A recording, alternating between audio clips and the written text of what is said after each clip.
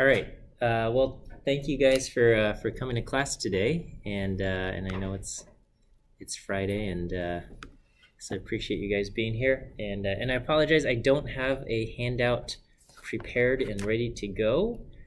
I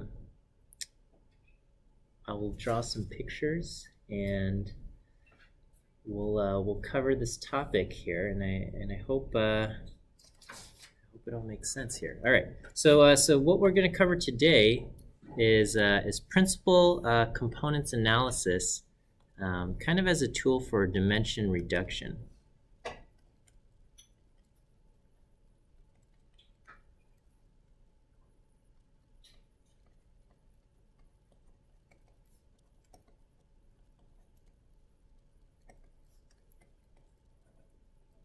Okay. And this is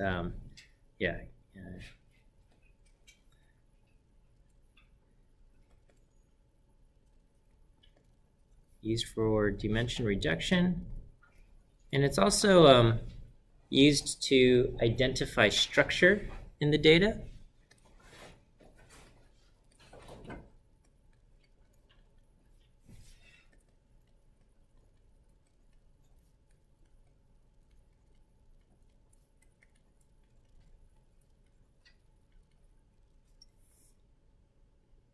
And some might even call this an unsupervised learning method. Okay, I guess it falls under the umbrella of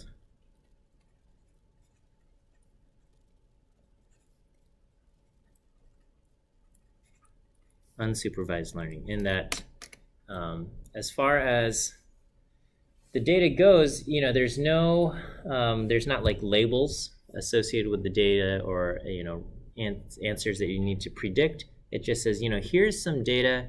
Can we identify some structure? Okay, so there aren't labels or values that we're trying to predict. Okay, so.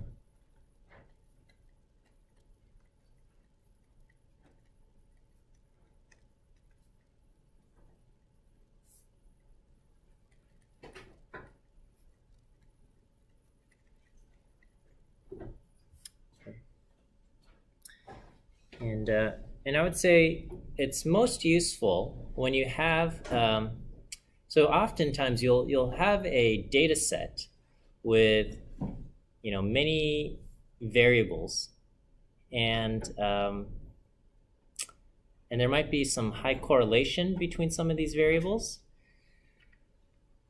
And instead of there's a few options you can do, and one is to, if you have knowledge of the thing, if you have some domain expertise, you might be able to say, well, you know what, let's just go with these variables. These variables are the important ones, and the other ones are all kind of related.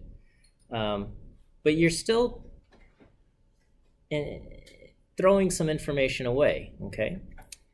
And so principal components analysis as a dimension reduction tool says, can we make a new variable, okay?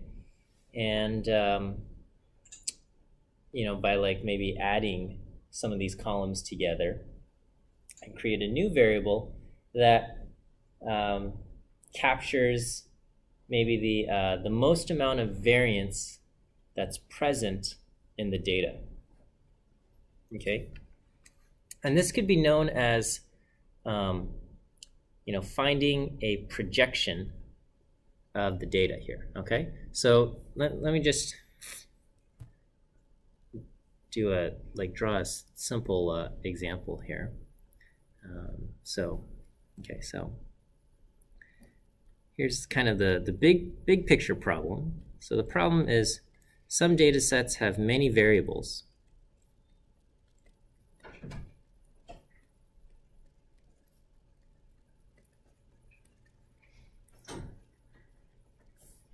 And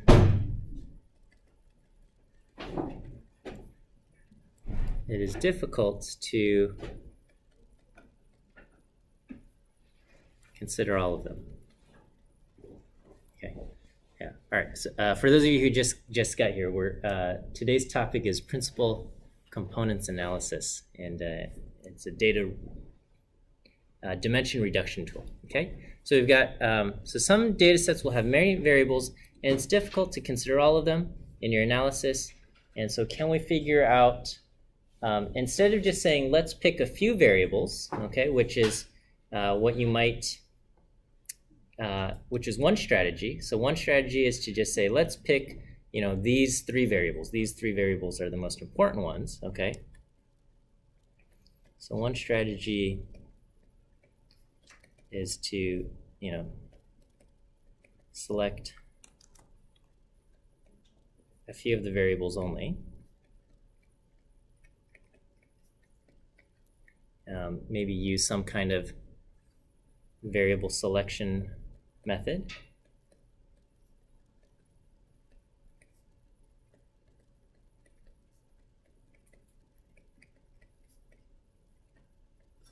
Okay. And then the other approach, so one strategy is to select a few variables, and then another approach is to use PCA,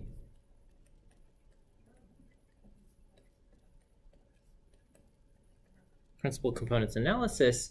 And what this will do is it will create basically a new variable, which is simply a linear combination of the other variables. So you're basically taking the, you got a whole bunch of variables, like maybe 30 variables, and you're going to say, let's add column 1 and 5 and 6 or whatever, and you're adding these variables together, these columns together, with some kind of coefficient, but you're creating a linear combination of these other variables, and then you create a new column. Okay, so another approach is to use PCA, which basically we create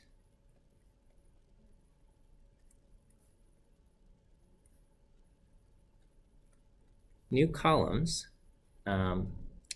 or new principal components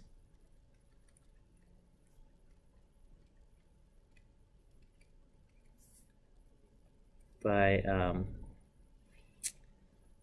making a linear combination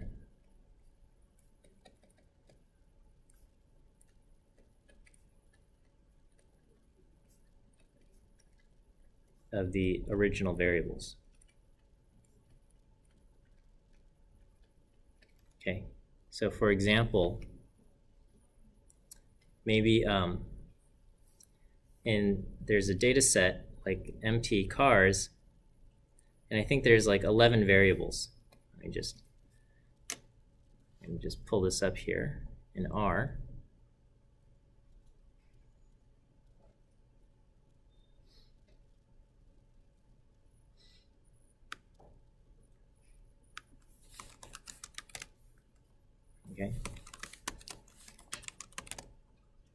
Okay, so you got miles per gallon, cylinders, displacement, horsepower, I don't know what drat is, weight, I think this is how many seconds it takes to run a quarter mile, and I don't know, other stuff, okay?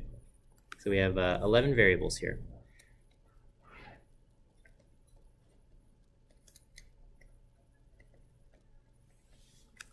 Weight, cylinders, engine size, engine displacement, etc. Okay? And we might make a new variable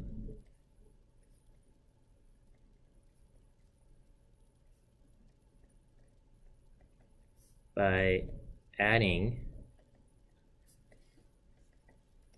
weight plus, I don't know, 0.5 of cylinders plus 0. Some combination of these things, displacement, and then even subtracting something like maybe subtracting miles per gallon or something like this. Okay, I'm just making stuff up here.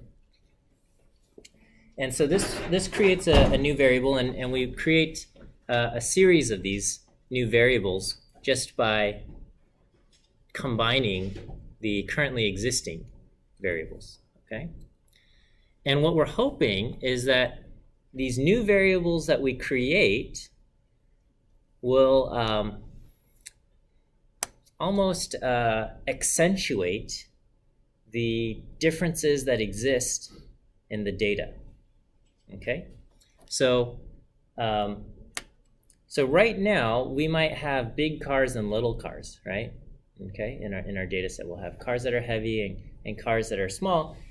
And if we take these things, these variables, such as weight, the number of cylinders, the displacement, and then subtract miles per gallon, what this will do is it will emphasize the bigness of the cars and push the big cars towards one end of the spectrum, and it will also emphasize like little cars, their littleness, and push them in the opposite direction. Okay, so you can imagine big cars will have high weight. Their weight value will be high. Generally, the number of cylinders in the engine will be like, you'll have an V8 or V12 in these big cars. The displacement, the engine size will also be a positive number. And these big cars will probably have bad miles per gallon. And so we would be subtracting off a small MPG, okay? On the other hand, a small car will have a small weight value, small cylinder value, small displacement, and then you'll be subtracting off a large MPG value. And so this, by setting up a new variable this way, this will kind of emphasize the difference between a big car and a little car, even more than just one of the variables by itself, by looking at weight alone, okay? So we might make a new variable like this, and this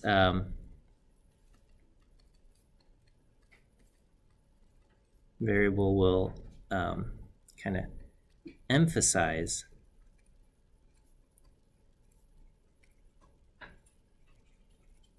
difference between large cars and small cars, okay?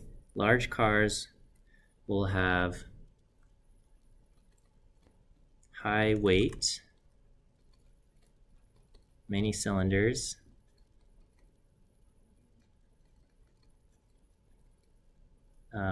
large displacement,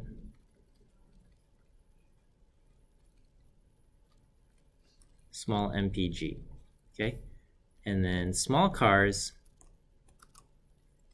will have low weight, few cylinders, low displacement, and high MPG. Okay, so by creating a variable kind of like this, we're kind of emphasizing these differences. And if we successfully do this, maybe instead of having to have 11 variables where we've got weight, cylinder, engine displacement, and all of these things, maybe we can get away with just having maybe 2 or 3 of these kind of new created variables, okay, these new principal components. All right. So if we can successfully create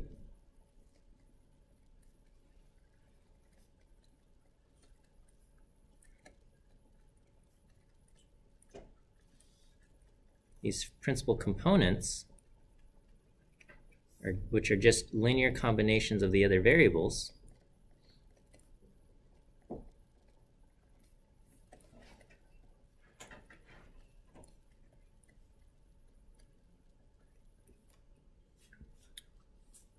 you know, we can work with just a few of these columns rather than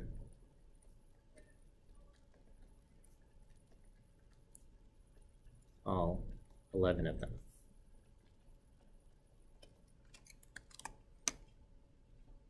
Okay, so that's kind of the goal of what we're going to try to do, which is to take a high-dimensional data set and then create new variables, which we call principal components, that are just linear combinations of the other columns. Okay, and so we do that, and we get new variables, and then we're hoping we can just use a few of these things rather than having to use all of the original variables in the original data set. Okay?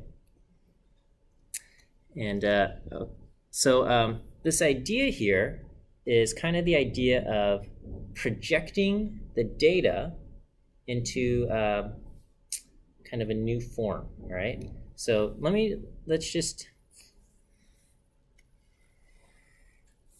so here's just like a,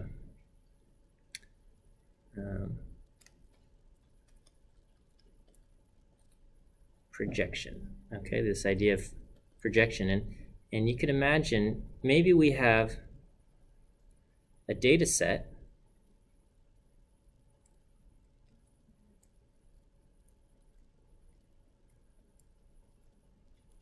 that looks like this, and when we can pretend to, if I've got a light bulb here, I don't know how to draw a light bulb. All right, so this is going to be a light bulb shining light, okay? When it casts a shadow, the shadow will look like this, okay? Each of these dots will cast a shadow onto the x-axis, and this is the data that we have, okay? So this is the so this is basically right now I've got the x variable and I've got a y variable, and this plot shows x and y together. And if I throw away the y variable, then I'm basically just projecting my data only onto the x variable, okay? So this would just be the idea of, if we throw away the y information, we're just left with the x, and this is what we have, okay?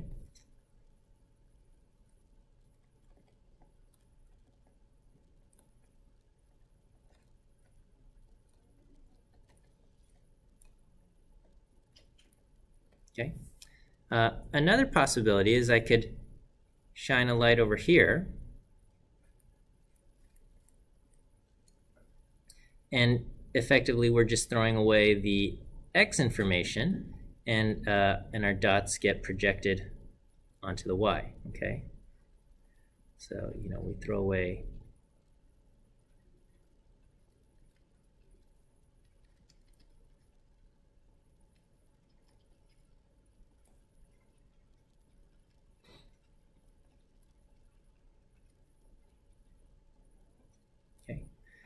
But these aren't the only possible projections. We can also, so this effectively is basically our variable is equal to x plus 0 times y, okay? That would be one projection. And over here, we're getting y plus 0 times x, okay? I could take this data, and we could also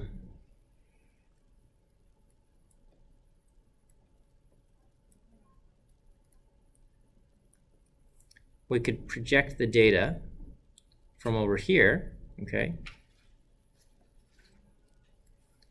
And we would get you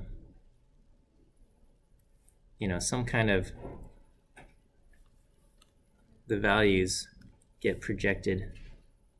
I don't know, this gets projected onto here, and this gets projected onto here, and this gets projected onto here, and this one. And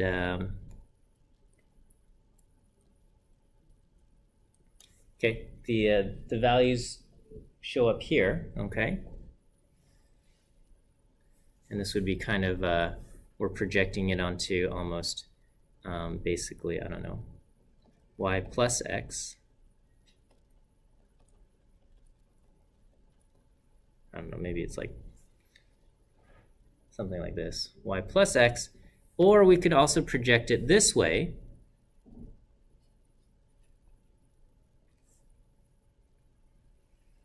And if we project it this way, all of our values just kind of get piled up right here, okay? All of their shadows get clumped up here, and this would be kind of projecting it onto like y minus x or something like that.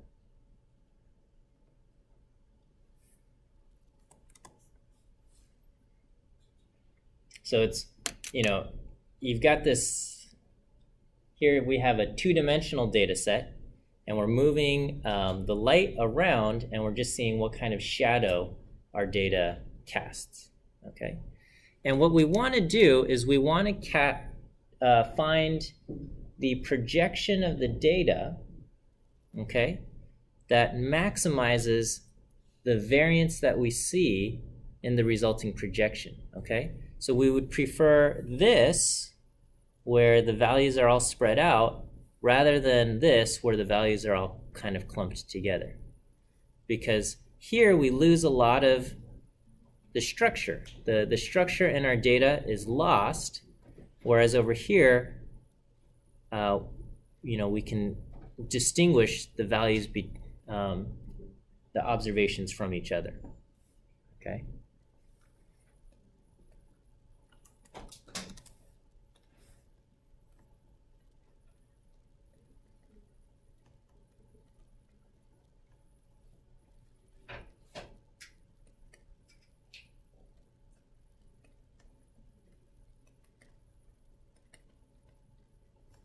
It maximizes the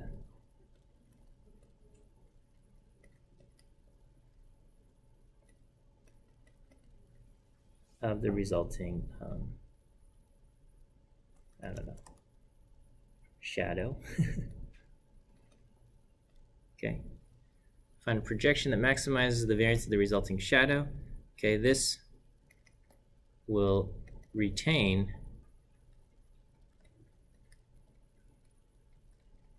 the most structure. Okay, if the resulting projection reduces the variance,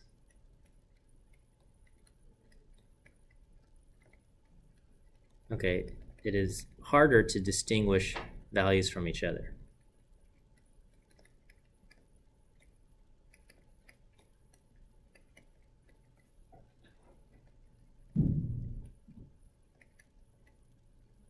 All right, I'm gonna pull up my little video camera.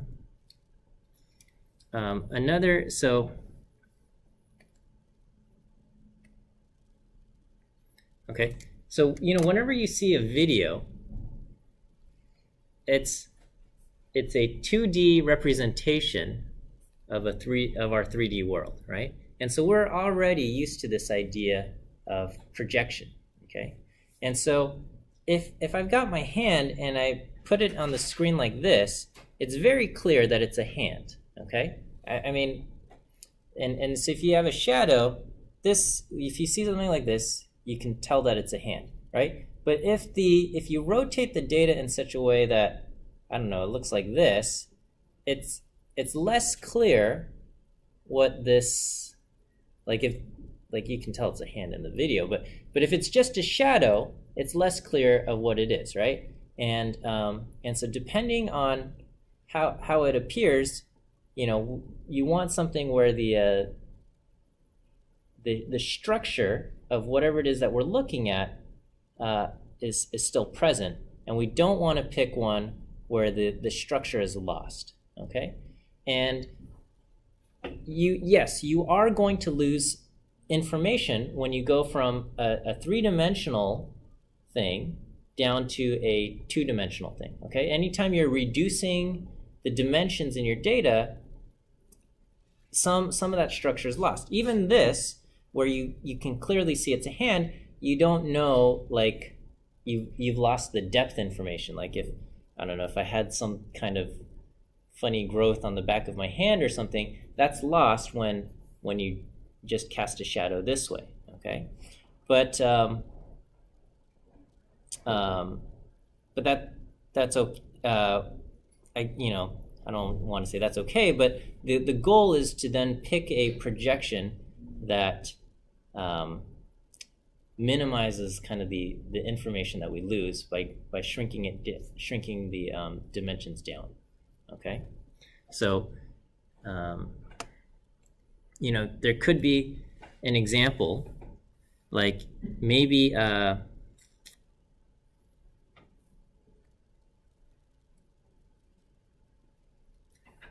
so you could have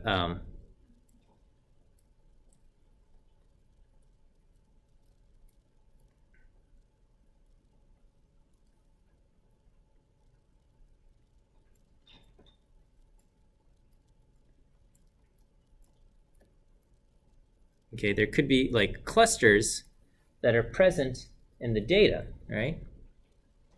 And so if you project the data this way,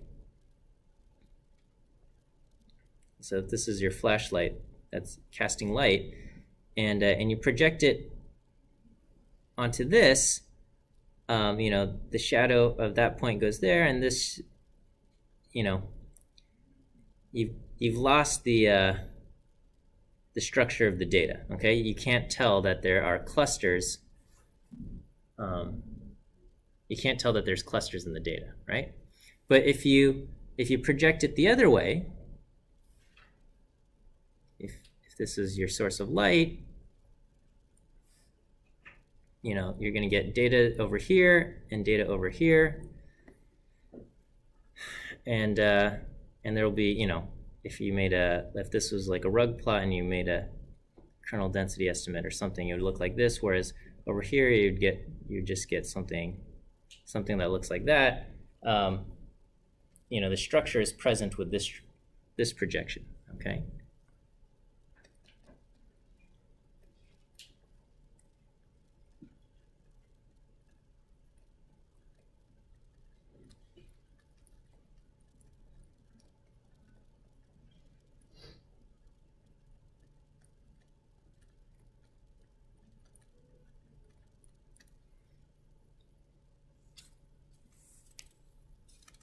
Okay, so we want to find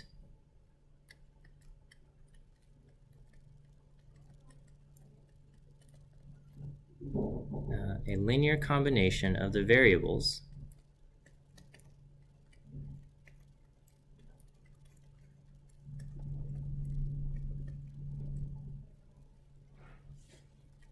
so that the variance of the projected data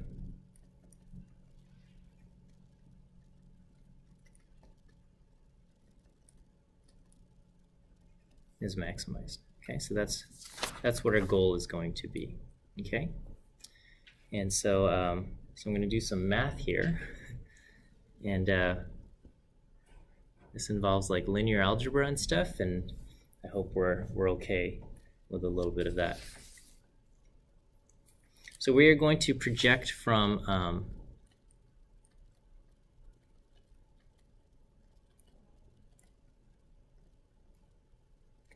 m dimensions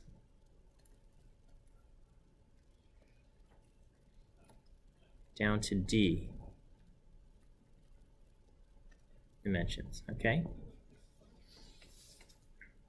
And so principal components analysis, PCA, will define d vectors, okay? And so each vector, which we will call W sub d, is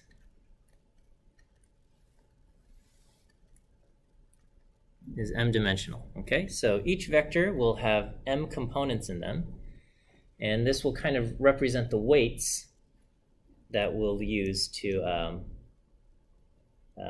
make the linear combination, okay? so m-dimensional, and so these the values in W sub d represent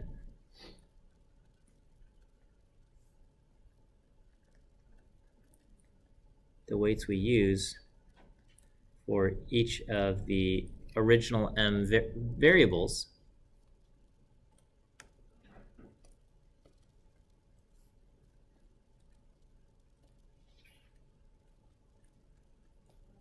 when we make a new kind of principal component.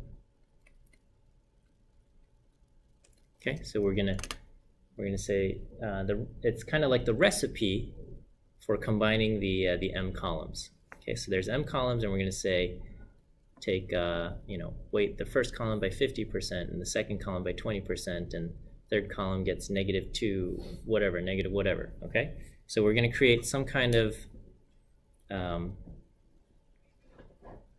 combine the m original columns in some kind of way. So you can think of W sub d is the quote recipe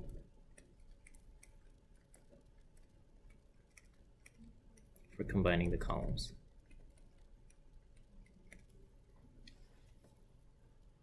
Okay, so we'll say the resulting projected data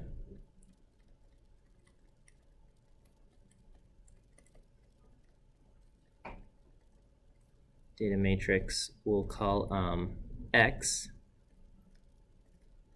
is a d-dimensional, maybe capital D, is a d-dimensional matrix. Okay, so you can think of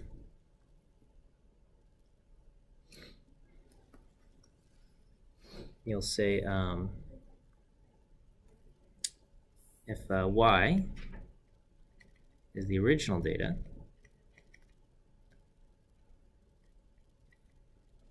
it is y has dimensions n by m, okay, and then you multiply the weight matrix by y, which is n rows and m columns. You multiply it by w, which is going to be m by d. You will get x, which is going to be n by d.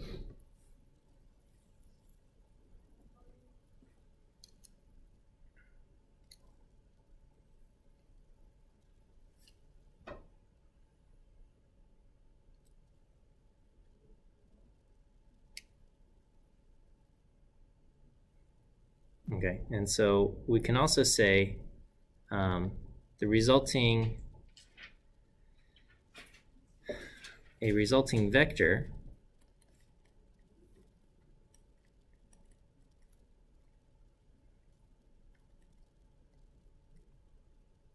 x sub nd is the dth principal component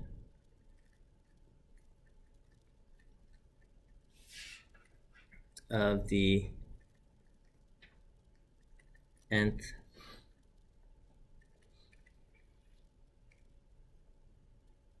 observation. Okay, so after you project the original data y onto w, so you multiply y times w, you're going to get a new matrix called x, right? And you can pull out one of those rows, and that will be the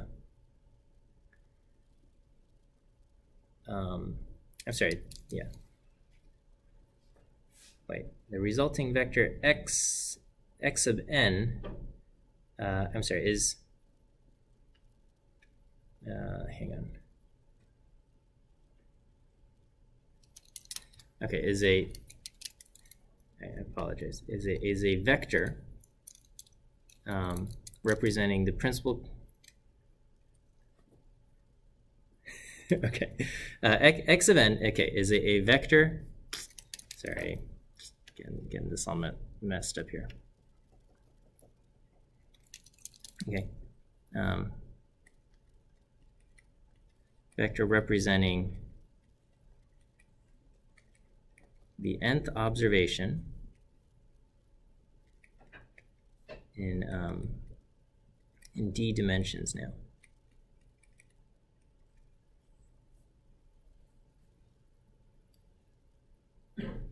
And the value, okay,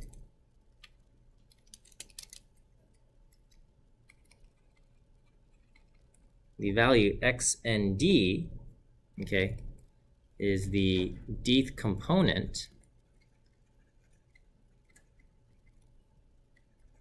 of the xn vector. All right, and so this represents x and d is found by taking the dth component, the dth weight vector, and multiplying it by the vector y sub n. Okay, so multiply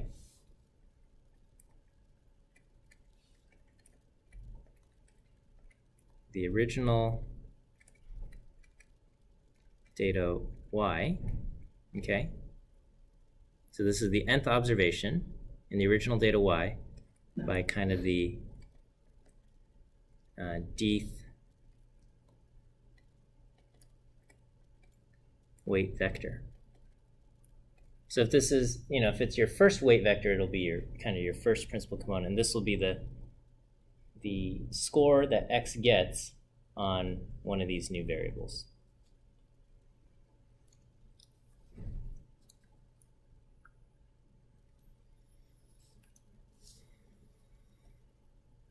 All right, so maybe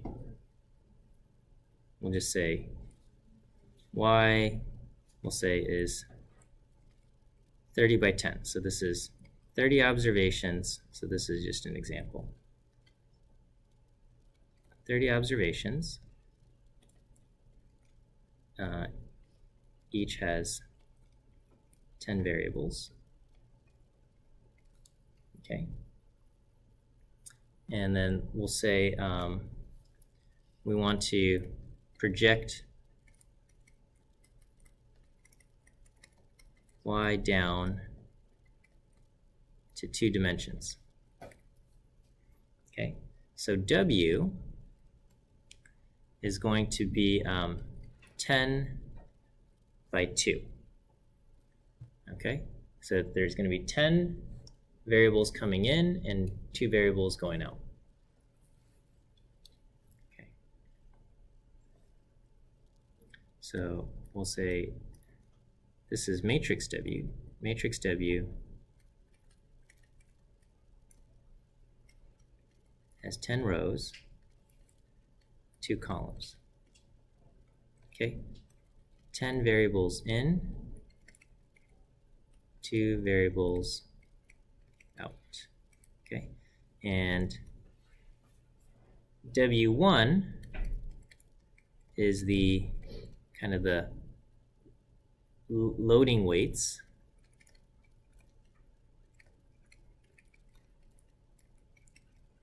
for the first dimension.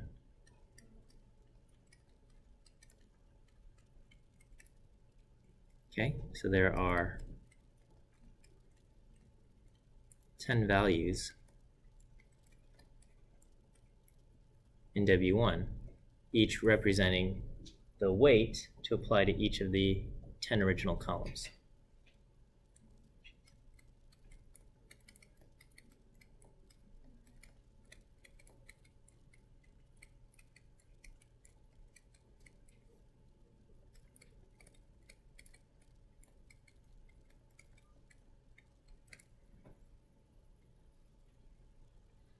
All right, and so if we pull out y sub 15. Okay, this is the 15th observation.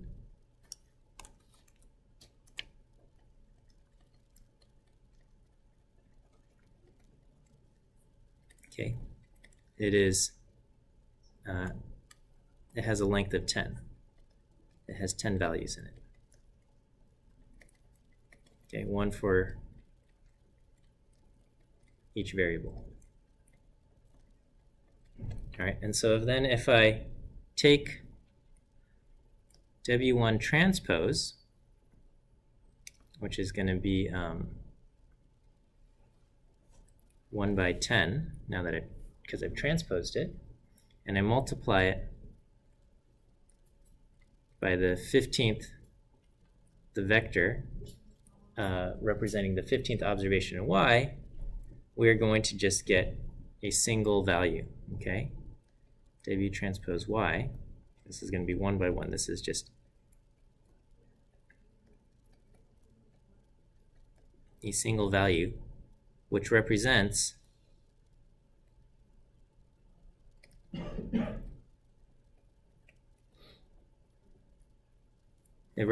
the score, quote, score the 15th observation gets on the first principal component.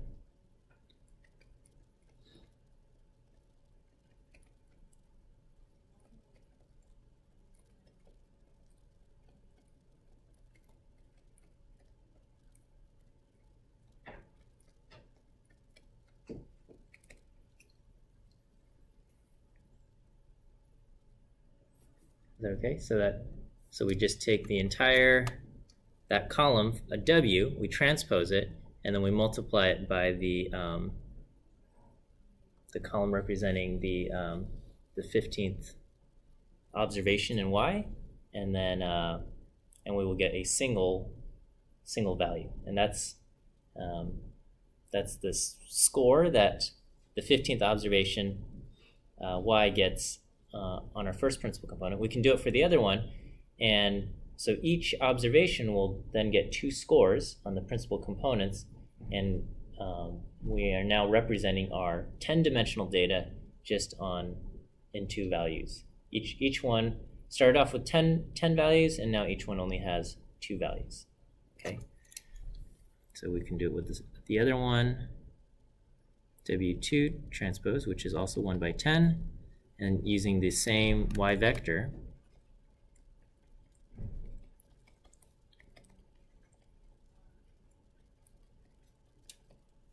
okay, also a single value.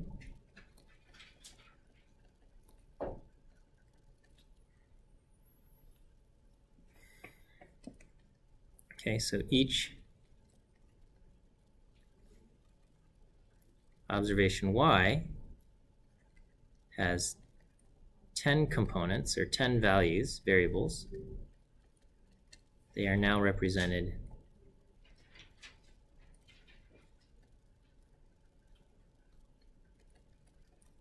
with only 2 values. W1 transpose y and W2 transpose y.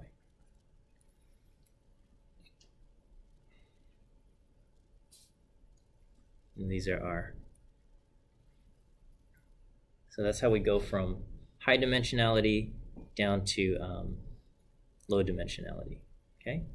And then furthermore, as far as principal components go, we'll put the constraint that the weight projections have to be orthogonal to each other, okay?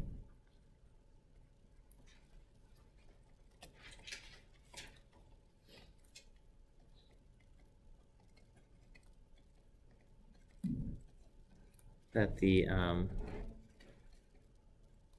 weight vectors are all orthogonal to each other.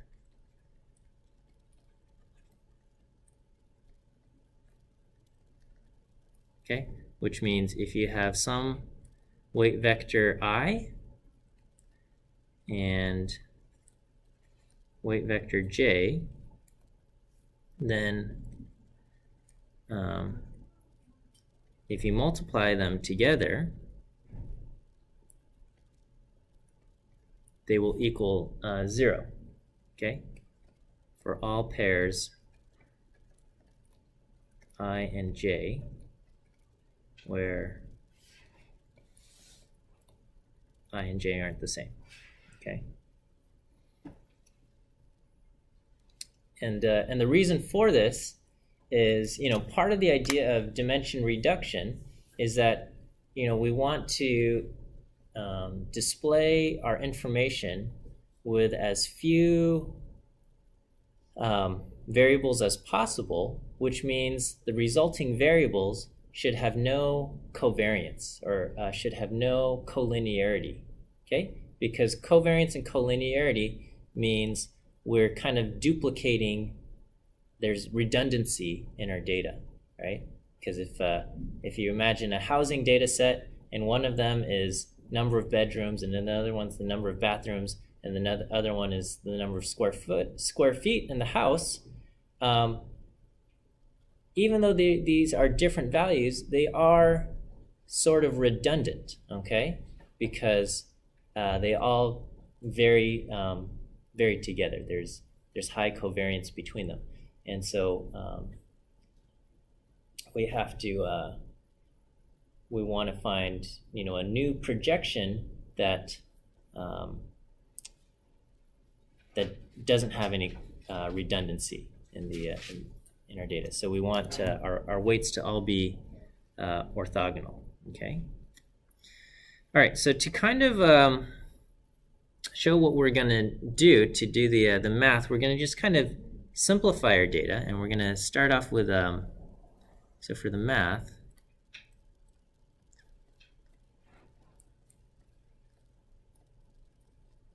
we will assume we have centered our data.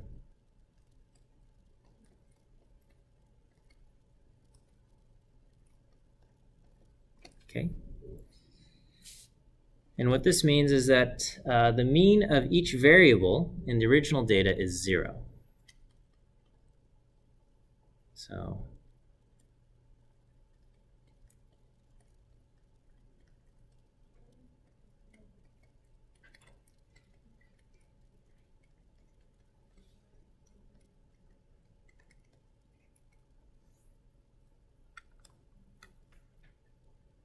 okay.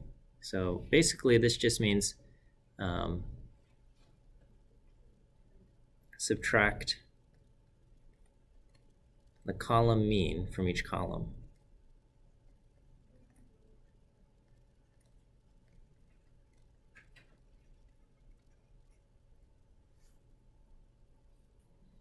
And so we'll say, okay, and that just means y bar 1 over n, sum of y is going to be 0 for all columns. Okay, so if you subtract the column mean from each column, then we have centered our data.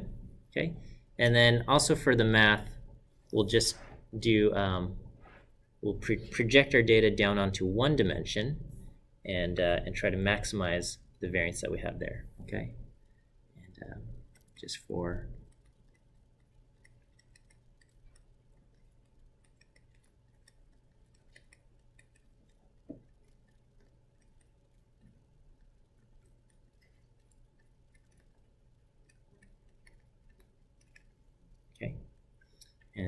and so basically we're going to just say we have x sub n. This is a single scalar value.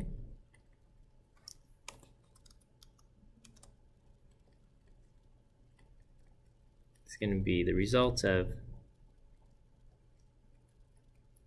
W transpose times kind of our thing. So this time we only have one vector W only. Okay, so this is our one and only vector W for our projection here. Okay, and if we think about what is the variance of n, I'm sorry, the variance of x, sigma squared sub x, this is Okay.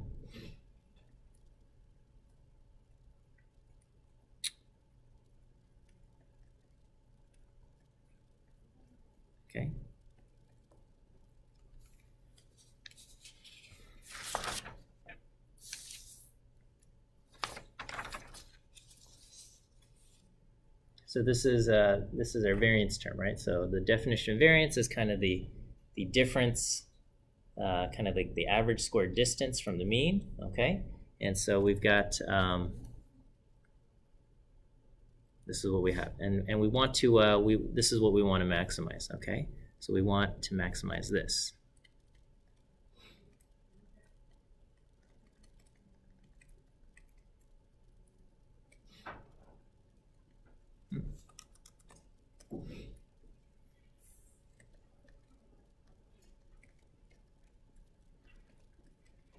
We want to maximize the variance of the projected data.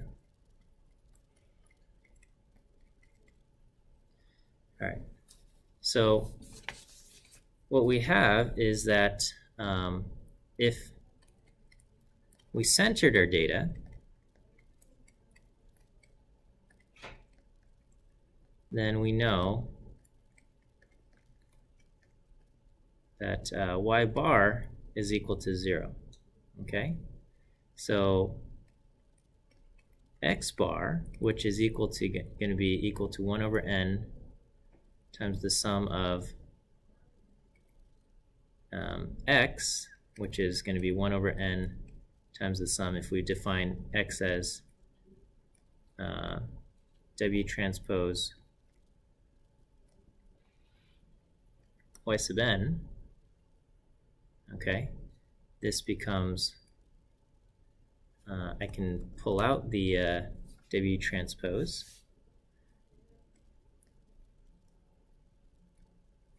and this will become 1 over n sum of y sub n, all right? And this part, because w transpose y bar, w transpose basically a 0 vector, and we get 0. So we also know x bar is 0. Because the means of all of our y's are 0, and so if we even if we do some kind of linear combination on that, the resulting mean will also be 0. Okay, and so this simplifies our work here. So sigma squared of x, which is equal to 1 over n, the sum of x minus x bar squared, simplifies to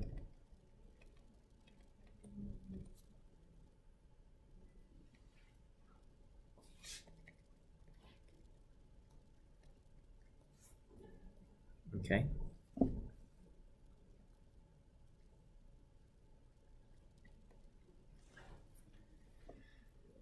So simplifies to that. Okay, so this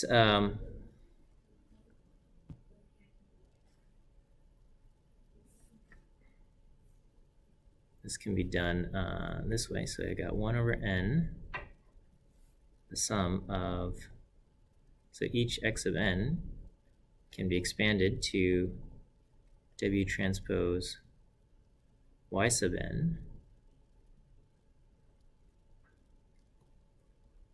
Okay, and when we expand this, we have w transpose y bar sub n, y bar sub n transpose w bar. Okay, so if you expand that out, so these are all vectors here. And then, okay, and so I'm going to just kind of move some terms around. So w transpose, and then I'm going to group all of these together.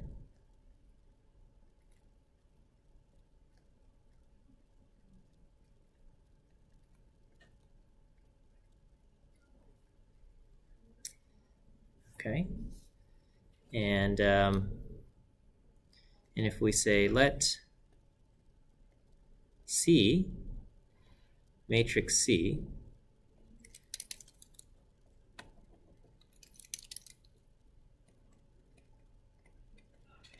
let matrix C equal this thing, yn transpose, okay. This is basically equal to 1 over n, and we can assume this is just y sub n minus y bar times y sub n minus y bar, okay. And does this look familiar? Maybe this is just kind of the covariance matrix of y. Okay, and we can do this because y bar is equal to 0, right? So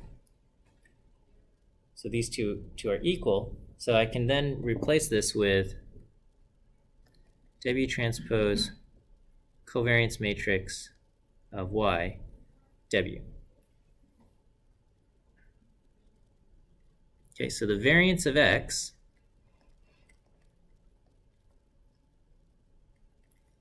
is equal to basically the W transpose times covariance matrix of y times W. Which kind of makes sense, right? Because if we just think about the rules of covariance, if you imagine you have some kind of value multiplied by the covariance, if you have the covariance of a variable and then you multiply the variable by some kind of value, then the resulting covariance will be that value squared times the variance, right? So the variance of ay is going to be a squared times the variance of y. Okay, and it's kind of like that, except we're dealing with vector forms, so we can't just do w squared. We have to do w times the covariance times w. Okay, but it's kind of like that. Okay, and so now we want to maximize this thing. We want to maximize w transpose covariance matrix of y times w. Okay, so we wish to maximize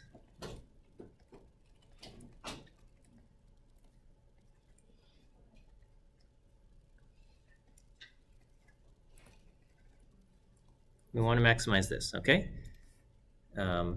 So we wish to, I guess, find the right w to maximize.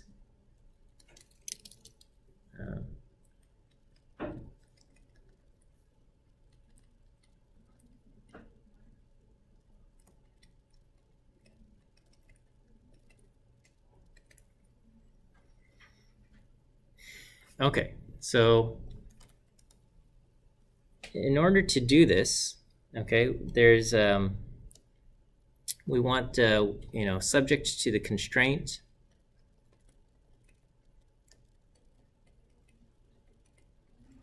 that w transpose w is equal to 1. We don't want to just let w go off to infinity and say, oh, okay, this is how we're going to maximize this thing. Okay, so subject to a constraint, like a reasonable one, such that the norm of the vector w transpose w is equal to 1, right? So we're going to say subject to this constraint, and so to maximize something subject to a constraint, we can use the Lagrangian term, okay? And we won't worry about all of this, but to maximize, the function subject to a constraint,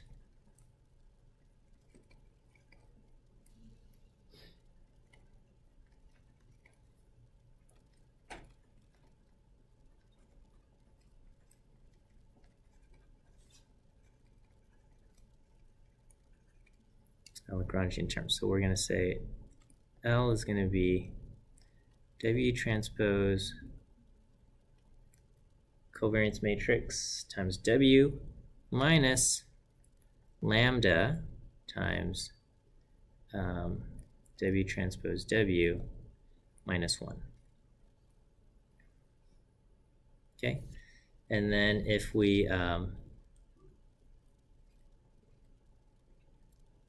take the derivative with respect to W, then what we get is 2 times the covariance matrix times W minus, and here we get lambda times W, and we'll set this equal to 0.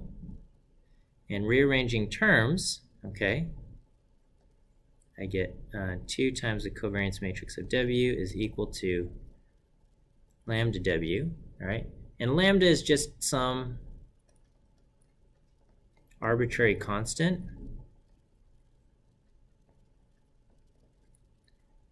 So, if we say, lambda A is equal to 1/2 lambda B, that's fine, and I can just say C times W is equal to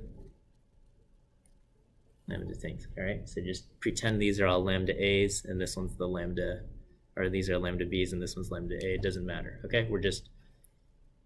Lambda is just some constant term, so it doesn't matter if I multiplied it by 2 or whatever, okay? So now we want, so here, this is, keep in mind, this is a matrix. This is the covariance matrix, actually. This is multiplied by a vector, and this is equal to a scalar times a vector.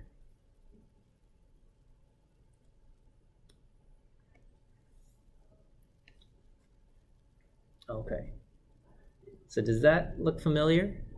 Matrix times vector is equal to scalar times vector. Does that even mean anything?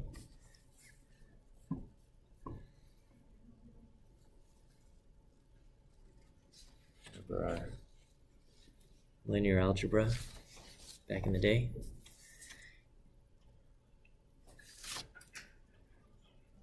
Yeah. Yeah, it's the yeah, we've got eigenvalues and eigenvectors, right? So so in an eigenvector, so if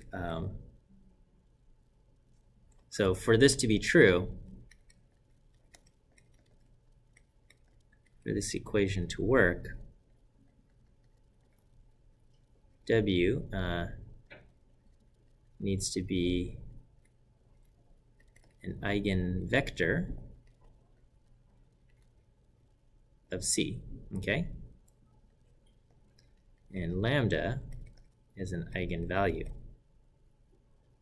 is I guess the corresponding eigenvalue.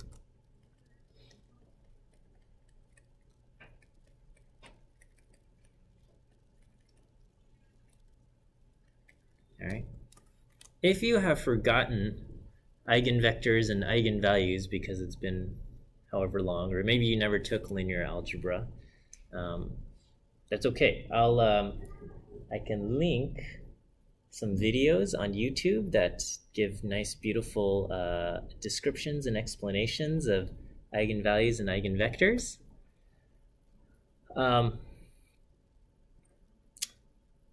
Let me, so I'll link some on YouTube. But the idea here is C is a square matrix, and when you multiply a matrix by a vector, what it effectively does, so if you have a square matrix, let's say you have a 2 by 2 matrix, and you multiply it by a vector that is of length 2, it's going to produce another vector of length 2, right? So if you have a 2 by 2 square matrix and you multiply it by a vector of length 2, it's going to produce another vector of length 2. And these matrices, they apply some kind of transformation. They maybe they rotate the resulting the vector, or maybe they skew the vector so it goes somewhere. The matrix can represent basically some kind of operational shift that just takes the vector and maybe skews it in another direction. Okay, but every time, but if you apply that transformation to the entire plane, there might be some vectors that even after they go through the transformation, they end up pointing in the same direction that they originally started off in. Okay, so perhaps I'm trying to think what I don't know. The video does the videos make beautiful illustrations here, but basically, you can think of a matrix. So this is just a side note. You can think of multiplication by a square matrix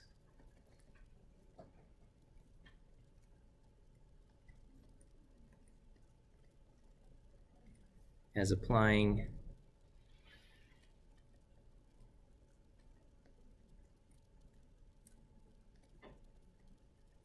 a transformation to a vector. And most vectors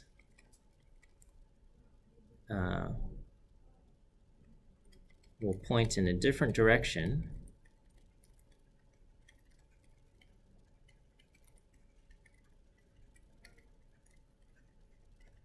after applying the transformation.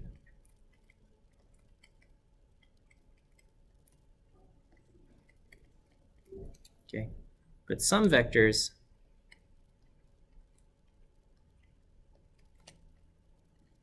will point in the same direction.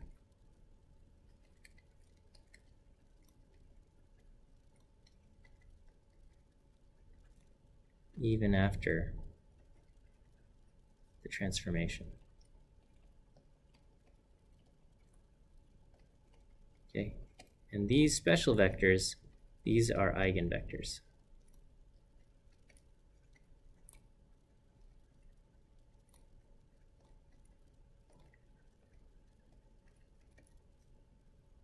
Okay, so the vectors that end up pointing in the same direction as they originally started, even after applying the transformation, they're eigenvectors of the square matrix. Okay, but what our findings show us is that the weight that we should use for our principal component will be the eigenvector of the covariance matrix of Y. Okay, so we have to find the covariance matrix of Y after we center it, and then we find the eigenvector, and we apply that transformation. Okay, so this is kind of the results, is to find the W for principal component analysis of a data matrix Y. This is what we do. Okay, first we center the matrix Y. So all columns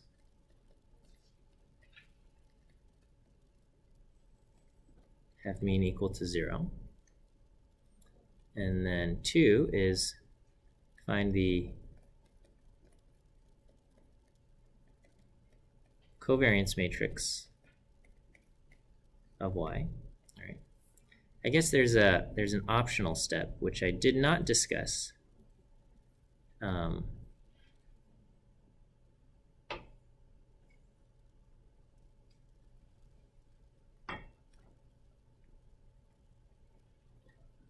One B, optional, is scale the matrix Y. So all columns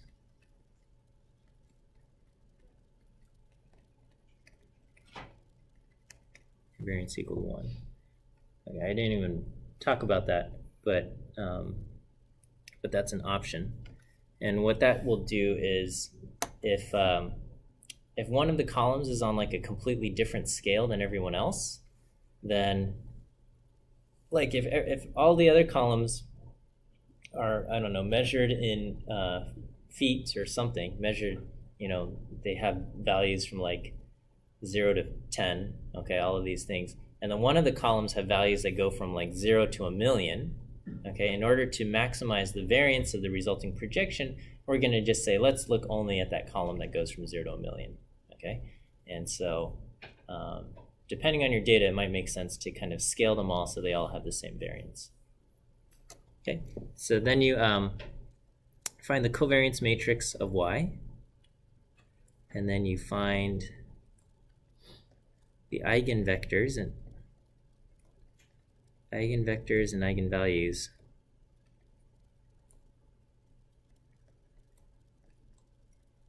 of the covariance matrix.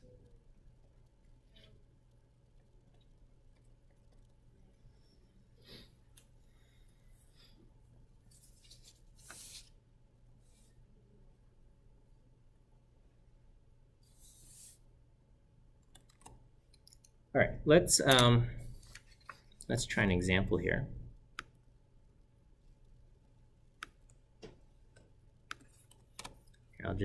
We'll start with some artificial data here, okay? And so we'll say y1 will be a matrix that goes 1, 2, 3, 4.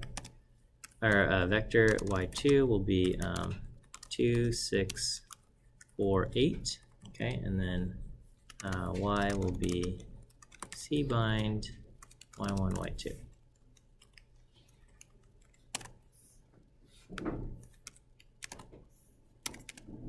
So here's y, and if I plot y first column versus the second column of y, we just have these 4 data points like this, okay? And this is not super impressive, but what we will do is we want to center y, okay? So I'm going to call this y-centered, and well, I guess I'll do column means of y, and I get 2.5 and 5.0. And so to do this, I'm going to transpose y and subtract off the column means of y, and then I'm going to transpose that result.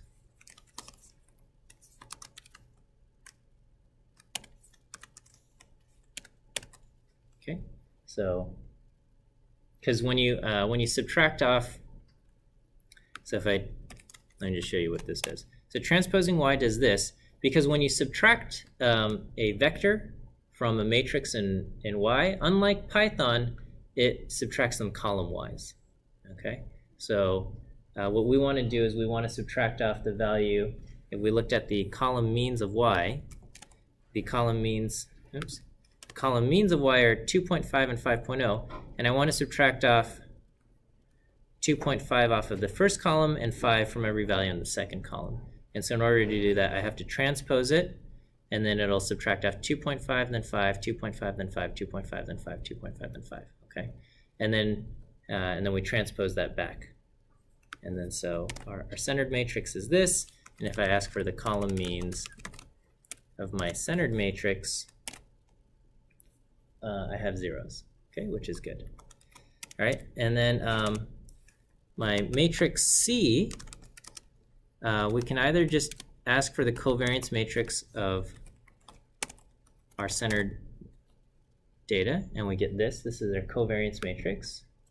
I could also, now that the matrix is centered, I can just do y transpose, the centered y transpose. Oh, and then, sorry, and then I have to divide this by 4 minus 1, n minus 1 is 3, okay? So both of these would produce basically our covariance matrix here, okay?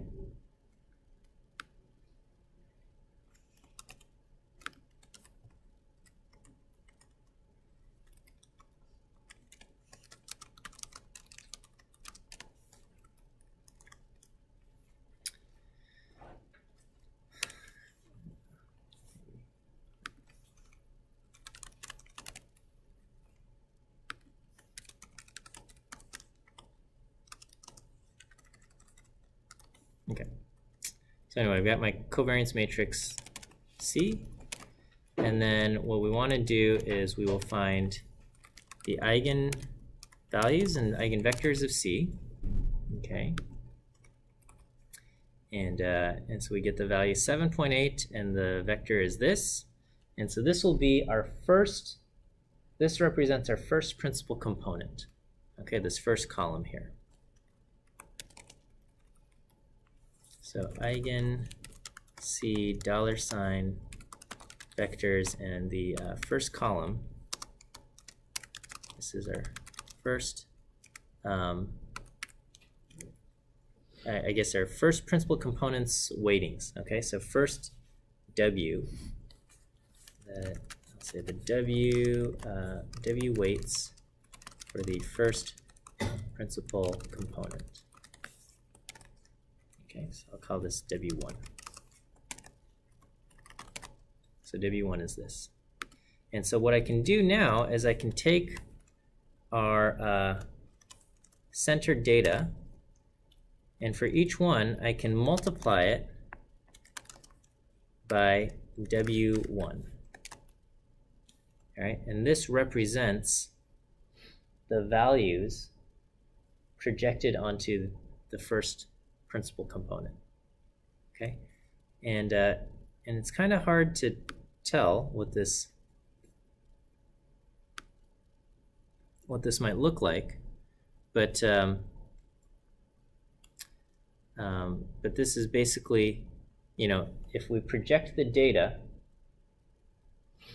onto our first principal component, it's going to look kind of like this. So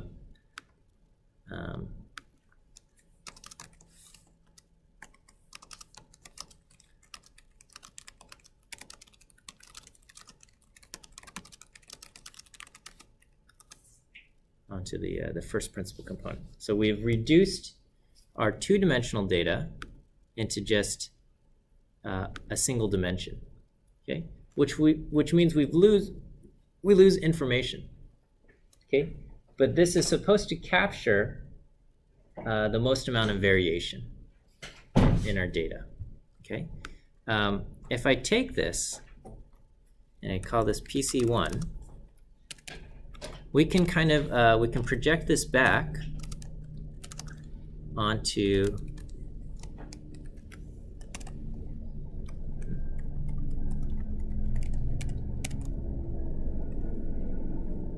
back onto our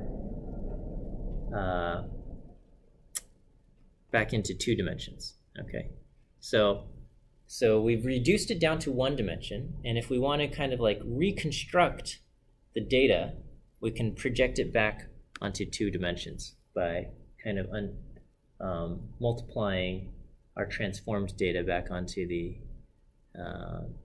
transpose of the weight. Okay, so this is kind of reconstructing our one-dimensional data into two dimensions. Okay.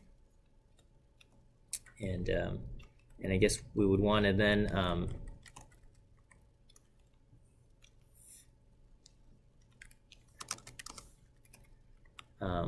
we would want to add back the column means. Okay, so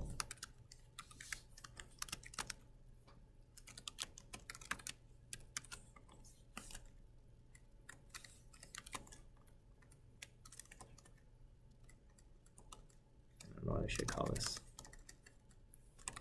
Reconstructed.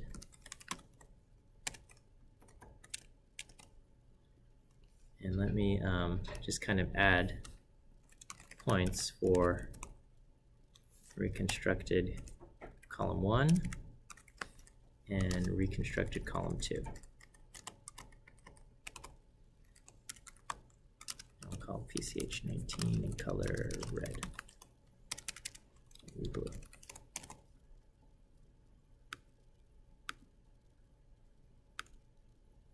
How do I take this? Here it is. Okay, and so this represents, here, you know what, let me do plot CH equals 19, color black, and aspect ratio 1.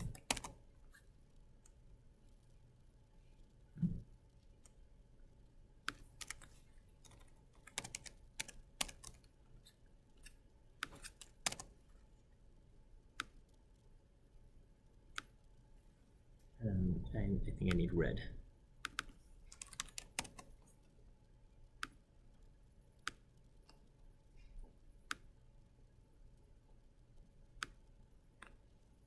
All right, so what we've done is we have projected the data onto this this single dimension. Okay, so this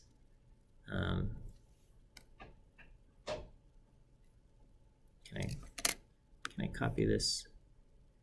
Copy image. I'll come over here. So we've got so my y is equal to the matrix 1, 2, 3, 4, 2, 6, 4, 8. Okay, and then you know, when we center it, we get negative 0.5, negative 1.5, negative 0.5, 0.5, and 1.5.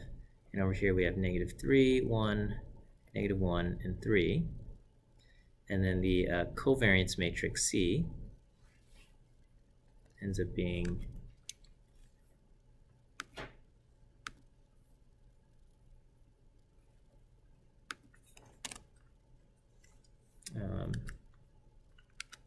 five thirds,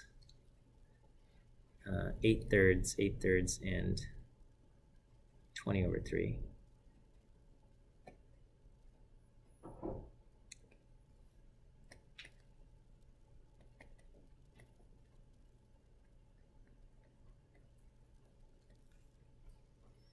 Okay, and then the eigenvector, the first eigenvector is W1, 0.397 and 0.9175. What is that?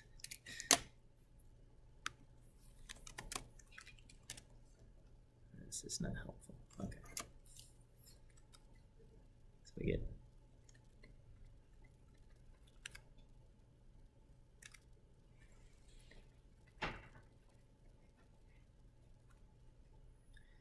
and so what ends up happening is this is our resulting picture.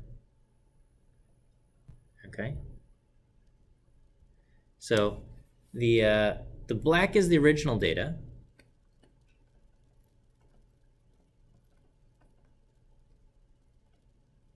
And it's currently represented in 2 dimensions. And what we've done is we've reduced it to something that looks like this. Well, able to do this. This is kind of tricky.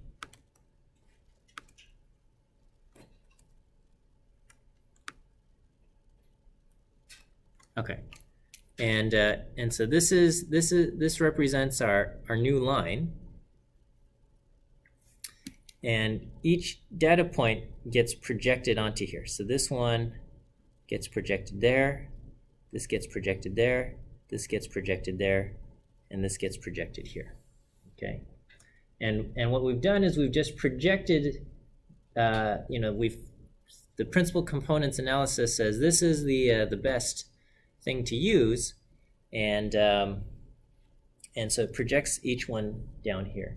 And so when you look at it, you know, we've separated the 4 data points into kind of these red dots, and this represents kind of our center, and the projected values, D1, this represents, no, not D1, PC1, represents our data there. Okay, if I include both eigenvectors, okay, then we will be able to reconstruct our data perfectly, because we would have projected from 2 dimensions onto 2 dimensions, and then when we undo that transformation, we would get back our original 2-dimensional data. Okay, but you know, when we reduce it down to 1 dimension, this is what we have.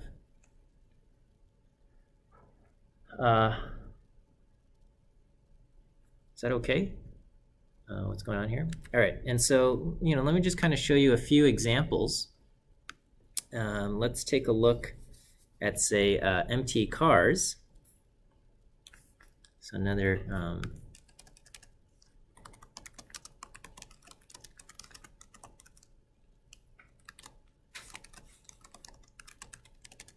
okay, and so our data, let me just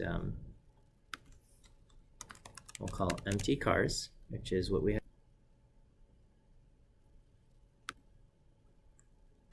I hope it's still recording. Sometimes may. Okay, so here's empty cars, and these are our columns that we have. Okay, and let me ask for the dimensions of empty cars. Okay, we've got 32 observations, 11 variables. Okay, and so let's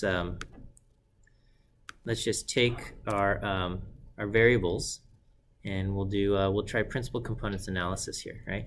And we can kind of like you know, it's hard to wrap our brain around all 11 variables simultaneously. Okay, but we can take empty cars, and I'm going to just call this centered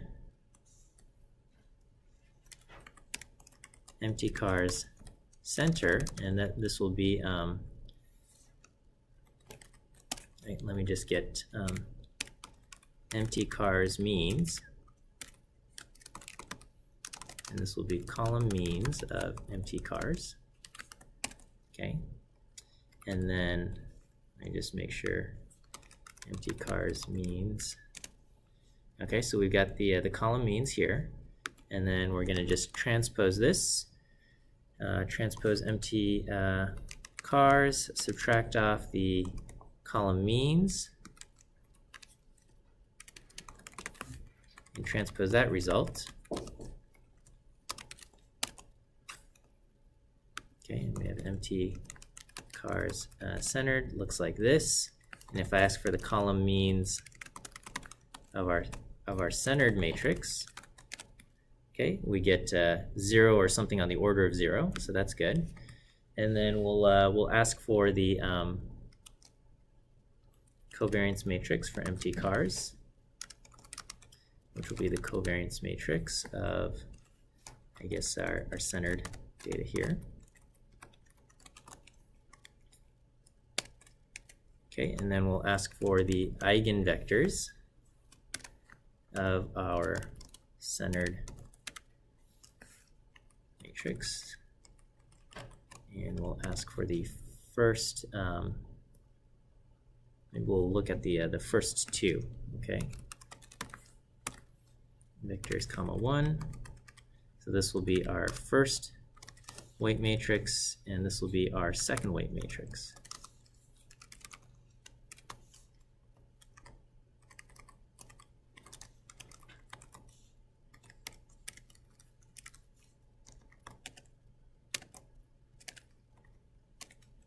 Okay, and let's just take a look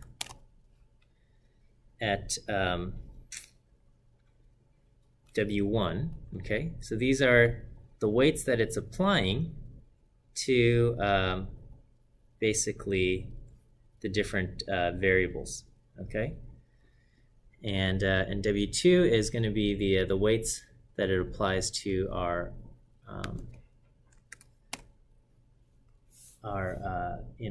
our variables again. And it's hard to appreciate this, okay? Because they just look like numbers. We're not quite sure. What we can see is that we've got a high negative weight for displacement and a high negative weight for horsepower, okay? And then over on the other side, for the second weight, we've got a high positive weight on horsepower, and I'm looking for other things, but it's we're not entirely sure what to make of this, but we can still project our data. We can do MT cars and just multiply it by our weights.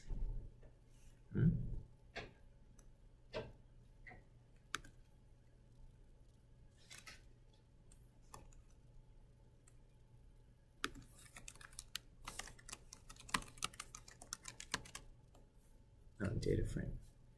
Let me just do as.matrix. Okay, and so this this puts all of our values. I'm sorry, I've got to do MT cars underscore centered onto. It projects all of our data onto just some uniform scale, okay, onto a univariate one, and so this would be kind of PC1, and then PC2 would be the same thing, but using the second weight matrix, or second weight vector, and we can just kind of plot PC1 and PC2, and here this is our data as it has been plotted on our two covariance,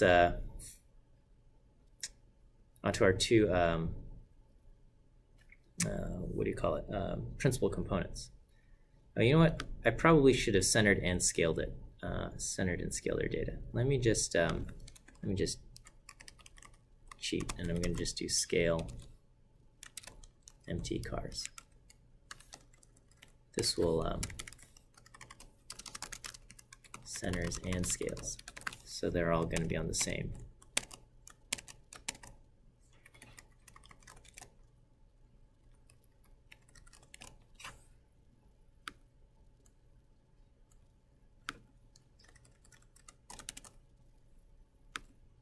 Okay, so we have negative values and positive values for some of these things. Okay. And then when I project onto this, okay, we still get something. It's hard to know what this says. Let me, there's a package in R that maybe is a little bit more useful in our understanding. So this is kind of the manual way. We can use, using library Factominer, I think.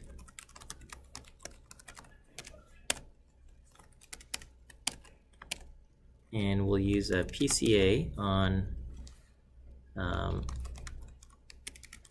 MT cars. I'll say call this PCA results.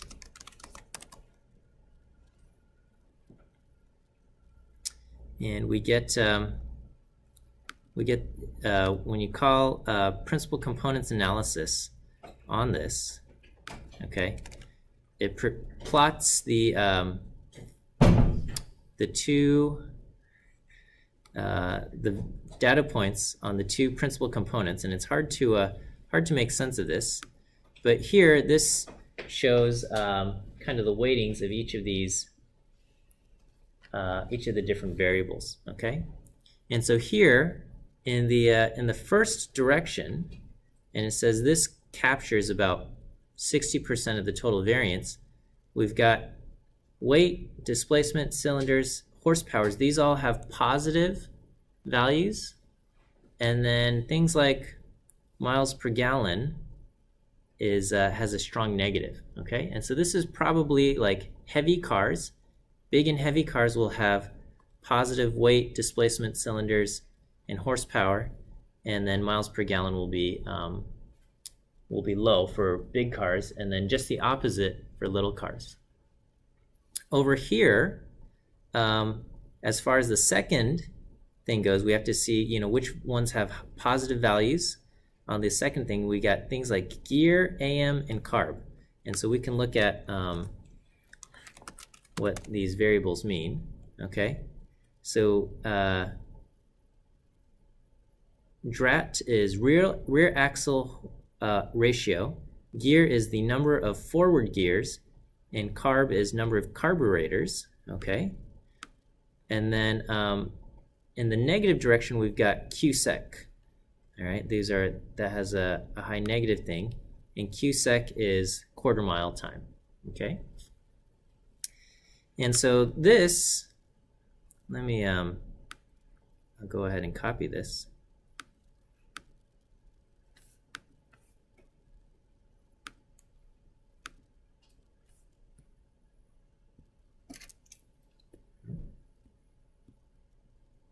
Hang on. Oh, shoot.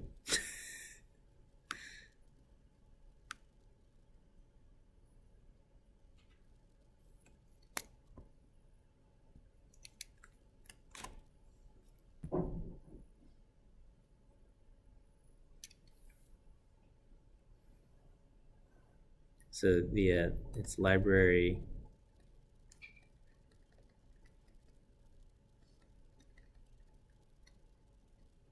Okay, and this is the resulting kind of the top two principal components.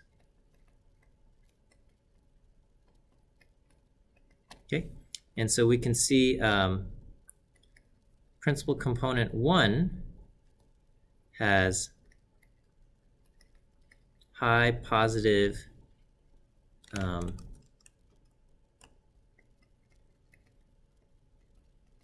positive horsepower, cylinder, displacement, and weight, and then high negative MPG.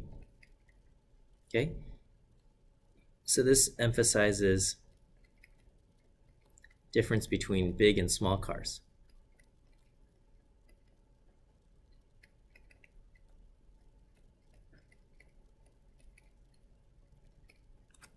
And then principal component 2 has high positive gear, carb, and AM. Let's see what AM represents.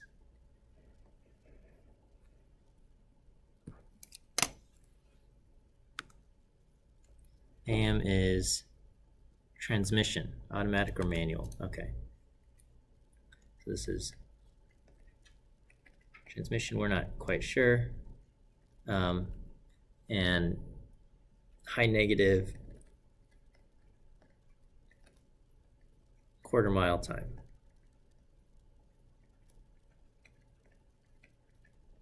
Okay, and so this will probably emphasize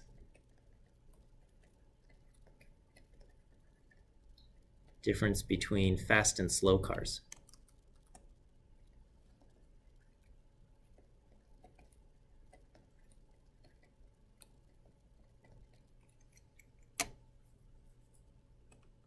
That's just kind of my interpretation. Okay, and so either you know, we've got a car can be big or it can be small. It can be fast or it can be slow. And so you might have cars that are big and fast or big and slow. You might have cars that are slow and fast and slow, small and fast or small and slow. and that might be, and using those kind of categories, you might be able to capture a lot of the differences in the cars that are out there. Okay, and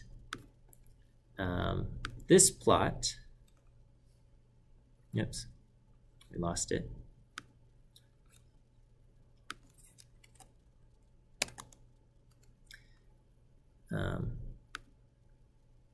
This plot, which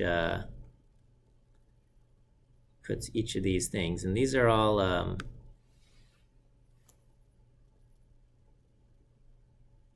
and the labeling is terrible. I can't make sense of the labeling at all. I don't know what words correspond to which dot.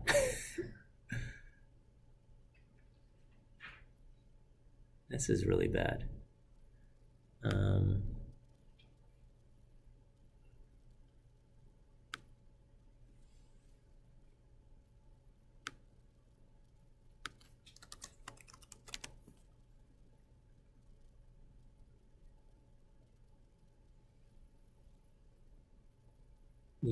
Modifying the size of the labels. Okay, so thanks to the plot PCA function,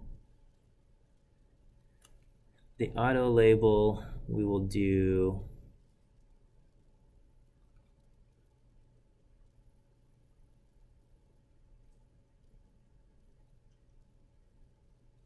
in a good way. No.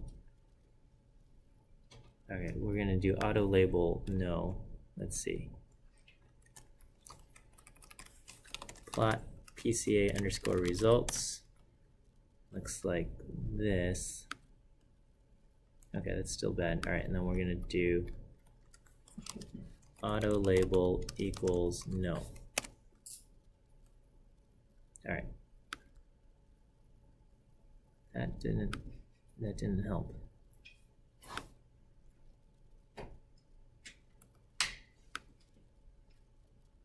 All right, let's just try this again.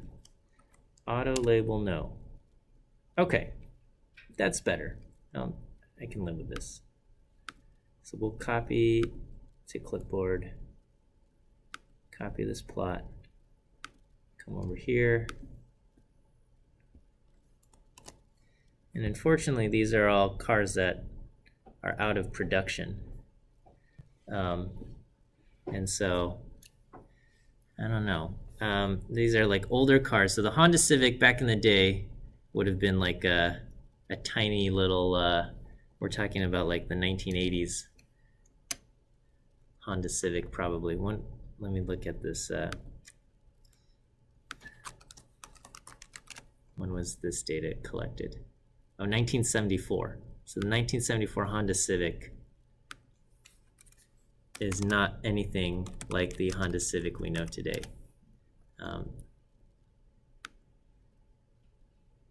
This is the 1974 Honda Civic, and so it scores on like the small car, and you know, probably not too fast.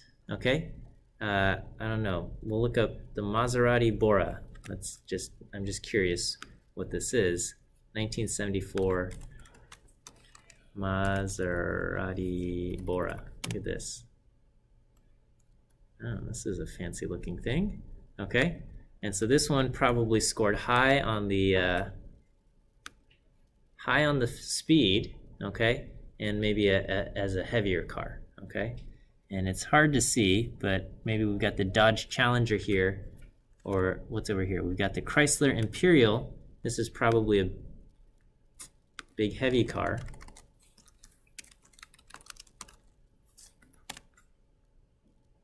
Yeah, so this one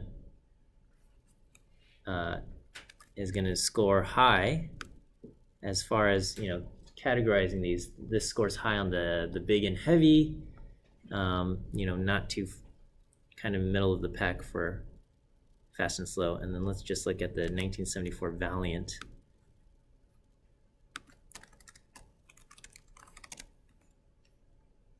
Okay, and apparently This one scores low on the speed. I don't know. I don't know much about cars from the 1970s, but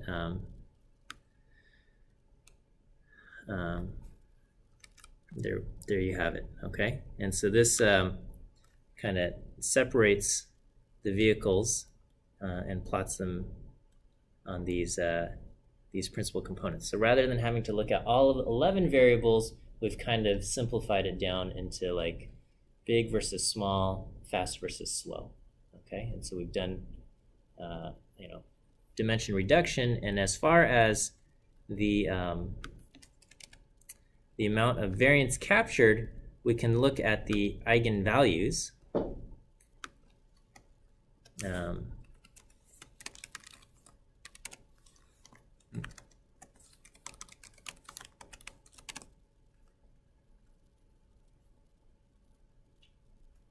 Okay, so if you look at the summary of the PCA results, it says between the first two principal components that it came up with, we're capturing about 84% of the total variation that appears in the data set. Okay, there's other things that are more nuanced, and we need the other variables and stuff in there. So in order to capture all of it, we would need all 11 variables. But the first two variables capture a good amount of the variance that's present in the data. Okay. So you can look at that. Okay, why don't we take a short break here? We'll say 10 minutes, and then we'll come back and play a little bit around with PCA a little bit more. Okay.